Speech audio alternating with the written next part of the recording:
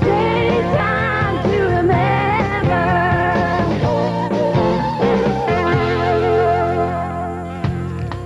See this? It may look like nothing more than a lump of coal stuck to a pedestal, but would you believe that back in the summer of '81, folks were willing to kill to get their hands on it? This is General Hospital's infamous Ice Princess. I'm Rebe McEntire, your host for A Daytime to Remember. This is our second week revisiting General Hospital, and today, in part 2 of the Ice Princess caper, we'll see if Luke, Laura, and Scorpio can stop the villainous Cassidines from using this to terrorize the world. Now, how could a lump of coal send shivers down the spines of an entire planet? Well, it wasn't so much this as it was this. Do you remember why? Well, I'll remind you later, but first, let's go down to the Cassidines' underground fortress, hundreds of feet below their tropical island where yesterday we left our hero Luke, desperately trying to stop the diabolical weather machine from freezing his friends back home in Port Charles. Relay station, come in, relay station. Come in. This is a red alert from the island. I must contact Valentine in Port Charles immediately. Where is Mikos? We must have his authorization. Mikos and Tony Cassidine are dead. Victor Cassidine has turned over all authority to me. Who is this? Identify yourself. We must have confirmation. Now you listen, we've got a red alert here. We've got a crisis. I don't have time to argue. I'm putting Victor Cassidine on. He'll give you every necessary authorization. Hold on. All right, go for it. The relay station is standing by. Tell him to come at me here. Tell him not to monitor a conversation. This is Victor Cassidine. You will open direct contact with Port Charles immediately. And you will also turn off all monitors on this transmission. That is all. Out. Your orders will be carried out, Mr. Cassidine. We will establish radio contact with Port Charles as soon as possible and cut off all monitors from this station during transmission. Out.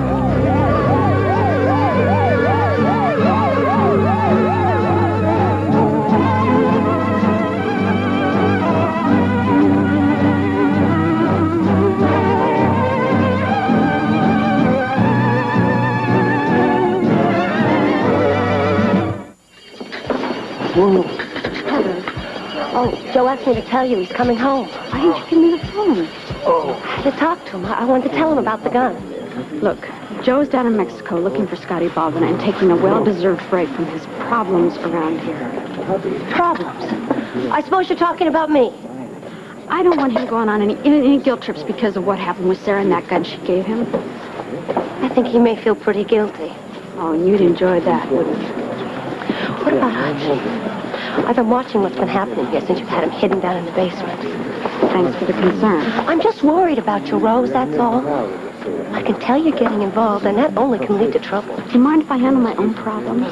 Rose, you know he's going to go eventually. Where does that leave you? I think we've discussed this subject enough. Rose, what about Joe? What do you think it would do to his legal career if people found out Hutch was hiding here? I said that's enough, Heather. I don't want you to say a word to Joe about Hutch. Do you understand me? Sure, Rose. I understand. I only wonder what would happen to your business here if people heard about it. I guess you'll just have to suffer the consequences. This hawk is getting meaner and meaner and meaner. You know, Amy was right. When does this mush team rest? Well, I guess when the weather starts thawing out. And you know what? I'm not going to hold my breath for that one. Oh, boy. I am really tired. You know what, doll? I think I owe you an apology. What'd you do to me this time? Oh, I guess for treating you like a thoughtless, flip little kid. You've proven yourself to be more of a woman than I ever thought possible. I'm quite proud of you. Wow, I don't believe it. I mean, that's the sweetest, kindest word you've ever said to me. I mean every word of it. Amy, Georgia, great news. Luke is alive. Oh, I'm glad we've got some good news to cheer about. We don't know all the details yet, but we do know that he's with Laura and he's on an island somewhere in the Atlantic. You're putting me on. No, Come on. true. Come on, Amy. Look, we're talking about Luke Spencer. Well, I guess anything's possible when he's involved. I hate to break up this happy little gathering. Oh, we were talking about my brother. I see. Well, Dan and I want to thank each of you for pitching in the way you have. For doing the impossible by keeping this hospital open under the most difficult conditions. But now we must ask a little more of you. Here we go again. You name it, Steve. The kids in pediatrics, they're cold and they're scared. We need people up there to calm them down, talk to them, read to them. Anything to help them get to sleep. Well, troops, I think that sounds like our cue to go help out, huh? Well, I'm ready. Well, it's one way to put me to sleep, and I don't think she'd mind joining us, do you, Amy? Thanks, Claudia. I need Amy down here. You do? She's been a very valuable and key person during this emergency. I have. She has. And I want to thank you for it, Amy. As a matter of fact, I want to thank all of you. Come on, anybody to the Express to pediatrics? Okay, let's go. Take care of it. Well, I'm sure I can organize this blanket brigade a little more efficiently. Will you please excuse me? I hardly know how to put into words how I feel about our staff tonight. I know. They really are wonderful. I feel so proud of them. I feel like handing out medals. Well, that's why they're working so hard, because they know how much you appreciate it. Who knows how long everybody will keep it up.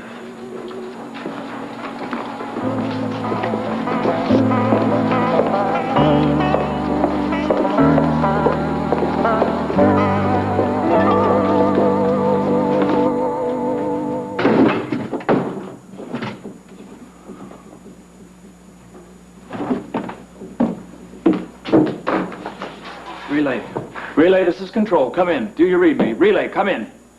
What is the problem about contacting Port Charles?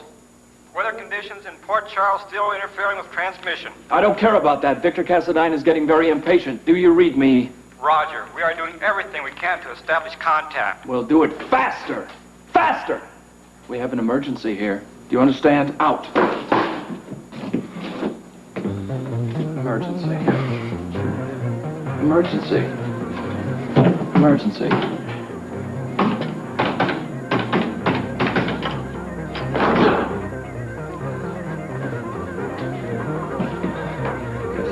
Cassadine, stop me.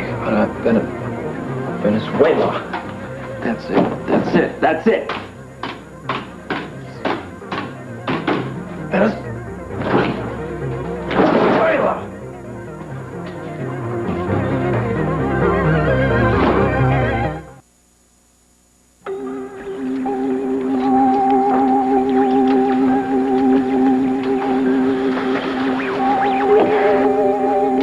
Like we're approaching the 0 hour, Valentine. Yes. I think we better take a look at the bottom line. Well, we have taken a look, Mr. Rooney. Everybody knows what's going to happen when the freeze gets worse. That's the part I don't understand. I've never seen morale at such a high pitch in this hospital. That's because of you and Dr. Hardy. You've done a wonderful job of keeping this hospital functioning. What's going to happen to that morale when it becomes unbearably cold? And it is going to, isn't it? Well, I can only speculate, just like the rest of you. Well, it doesn't take much speculation to know the suffering that cold's going to cause when it hits bottom. I hope you've got some contingency plans for when that happens. Well, if you can call them that. Steve and I have gone over everything we could think of in the way of plans in case of any emergency. But it all comes up still black. Well, all you can do is keep going, keep working as long as you can. Yeah, that's one thing for sure. We got to keep everybody on their feet and moving. What about the power and heat for this hospital? Well, if either one of them goes out, we're in trouble in the intensive care units. Rick's trying to beat the odds in OR by scheduling all the surgical procedures before the 0 hour. Well, that'll give some of the patients a fighting chance. Be fine for some of them. But let's face it, Valentine. We could lose some of them.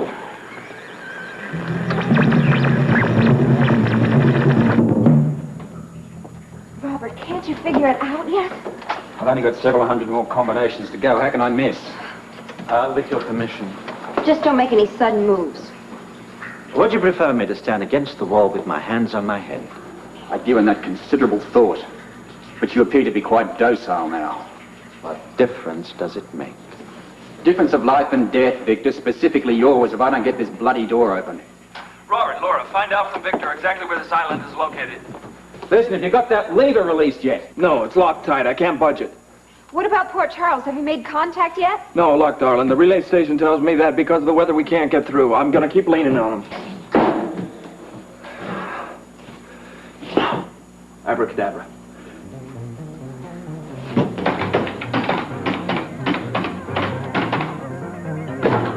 Right.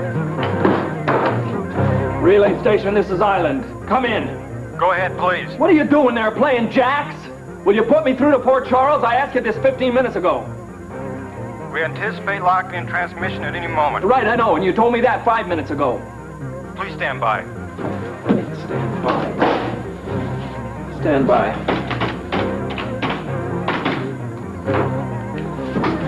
Stand by while Port Charles dies. Die.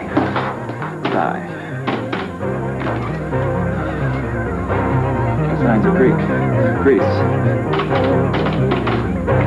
Socrates.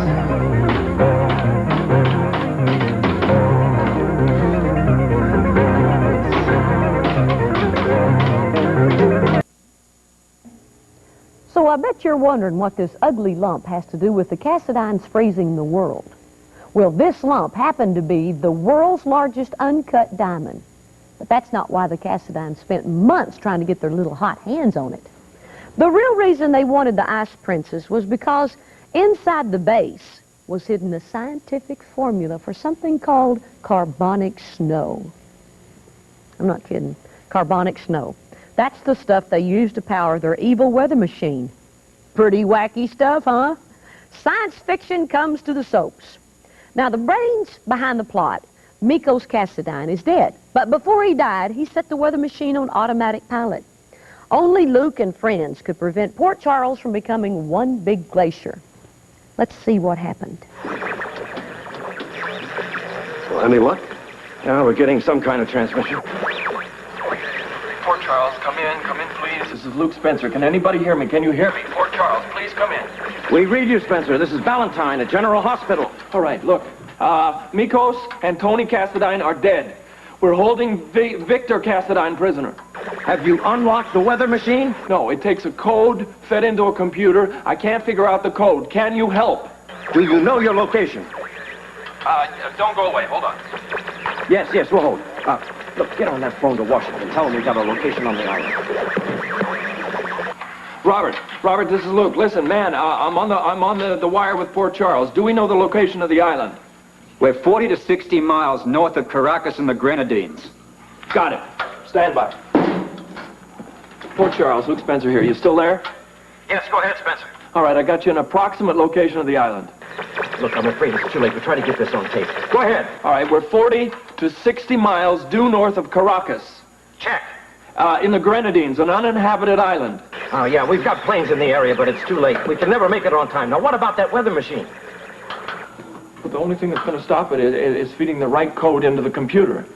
We're on a critical basis here, Spencer. Almost at 0 hour and a total freeze. Can't you do anything to stop it? We're working on it, man! It is 15 minutes to 0 hour. Repeat, 15 minutes to 0 hour. You are on your own. Repeat. You're on your own. Do you read me? Yeah, I read you. I know what you're saying. You're saying if I don't come up with a code, Port Charles is dead and probably all of New York. Thank you.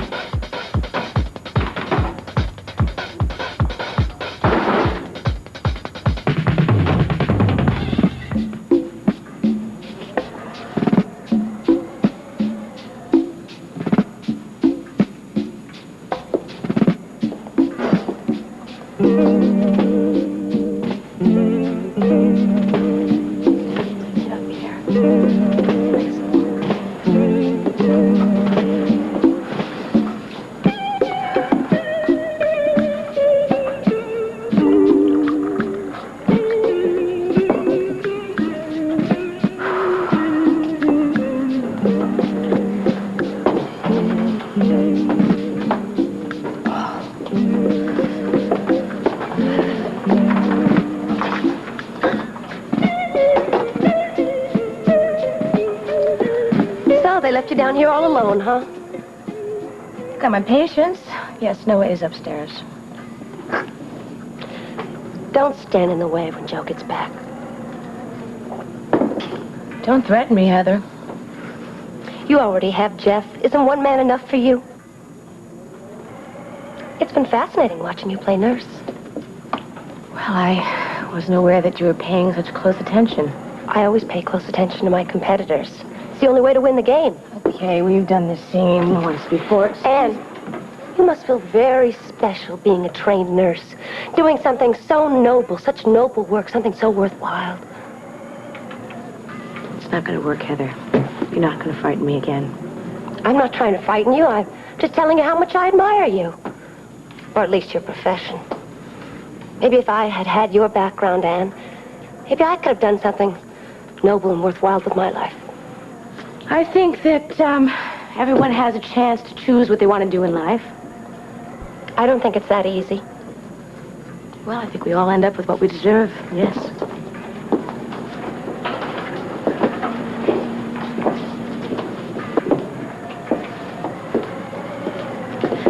Well, then, it's not too late for me, is it? Too late for what, Heather? Jeff, of course. Okay, you've taken your shot, Heather.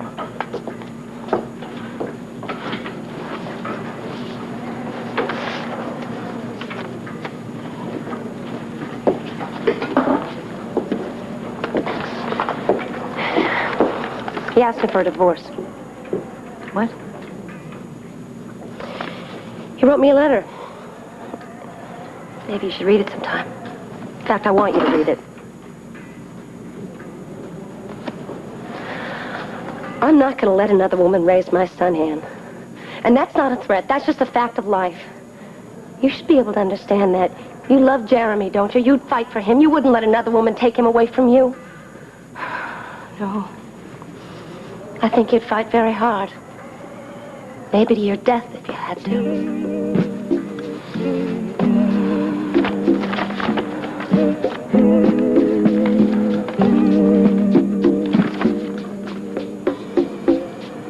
I gave them the location of the island. Luke, you did it. Wait a minute, what else? We'll have to talk about that later. Luke, don't do that to us. You're stalling again. Tell us what else Valentine said. They're going to send planes, Laura. Yeah, go on. That's it. Won't get here in time. What? It's too late. They'll never get here in time. But we can do it. It's no sweat. Yeah, just like a walk to the corner bar.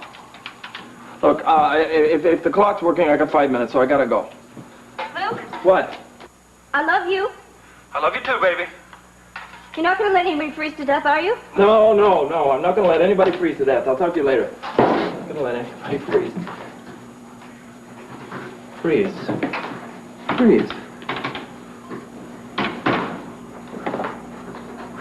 That's it. Freeze. That's it. It's got something to do with the weather. Freeze. Storm. That's it. Storm. Snow. Ice.